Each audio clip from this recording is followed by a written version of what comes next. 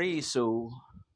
មានបន្ទូលមួយដើម្បីលើកទឹកចិត្តដល់សិស្សដែលចង់ដើរតាមព្រះអង្គប៉ុន្តែកំពុងតែព្រួយបារម្ភថាបើទទួលជឿលើព្រះយេស៊ូវប្រហែលជាត្រូវលះបង់ប្រហែលជានឹងមានការបៀតបៀនហើយព្រះយេស៊ូវមានបន្ទូលមួយដែលជាពាក្យ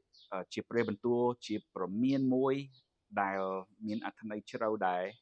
ទៅកាន់សិស្សដើម្បីនាំឲ្យគាត់សម្រេចចិត្តដើរតាមព្រះអង្គក្នុងខគម្ពីរម៉ាថាយជំពូក16ខ26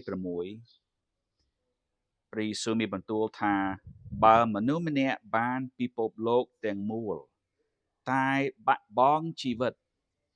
តើនឹងមានប្រយោជន៍អ្វីដល់អ្នកនោះឬតើគេនឹងយកអ្វីមកបដូរនឹងជីវិតរបស់ខ្លួនបាន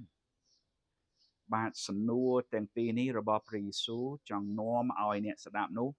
យកចិត្តទុកដាក់ចំពោះតម្លៃនៃជំនឿជឿលើព្រះយេស៊ូវនៅពេលដែលយើងដើរតាមព្រះយេស៊ូវយើងដើរតាមព្រះយេស៊ូវពីព្រោះ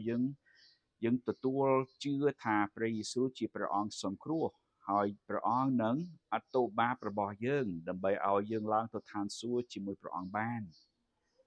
ហើយព្រះយេស៊ូវមានពាក្យព្រមាននេះដើម្បីនាំឲ្យយើងយកចិត្តទុកដាក់ថាបើសិនជាយើងសម្រេចចិត្តថាខ្ជិលមិនជឿទេដោយសារខ្លាចគេបៀតបៀនខ្លាចត្រូវលះបង់អ្វីណាមួយសំណួរនេះថាបើមនុស្សម្នាក់បានពិភពលោកទាំងមូលតើបាត់បង់ជីវិតតើនឹងមានប្រយោជន៍អ្វីដល់អ្នកនោះមានន័យថាបើសិនជាយើងមិនព្រមជឿទេហើយយើងរស់នៅក្នុងបែបខំប្រឹងរកស៊ីហើយយើងបានប្រាក់តាមដែលយើងចង់បានយើងខ្លាចទៅជាអ្នកធំយើងមានកេរ្តិ៍ឈ្មោះនៅក្នុងសង្គមហើយយើងបានអ្វីទាំងអស់ដែលយើងចង់បាននោះឡានស្អាតផ្ទះល្អប្រពន្ធប្តីស្អាតអីបានកូនទៅរៀនប្រទេសក្រៅអីដើម្បីតាមចិត្តដែលយើងចង់បាននោះយើងបានមែនប៉ុន្តែនៅពេលដែលយើងស្លាប់យើងបាត់ទាំងអស់ហើយយើងគ្មានសេចក្តីសង្គ្រោះក្នុងព្រះយេស៊ូវទេហើយយើងត្រូវធ្លាក់ថារੂតើមានប្រយោជន៍អ្វីដល់យើងពេលនឹងឯងព្រះយេស៊ូវចង់នាំឲ្យសិស្សនោះឲ្យយកចិត្តទុកដាក់ចំពោះសំណួរនេះដើម្បីនាំ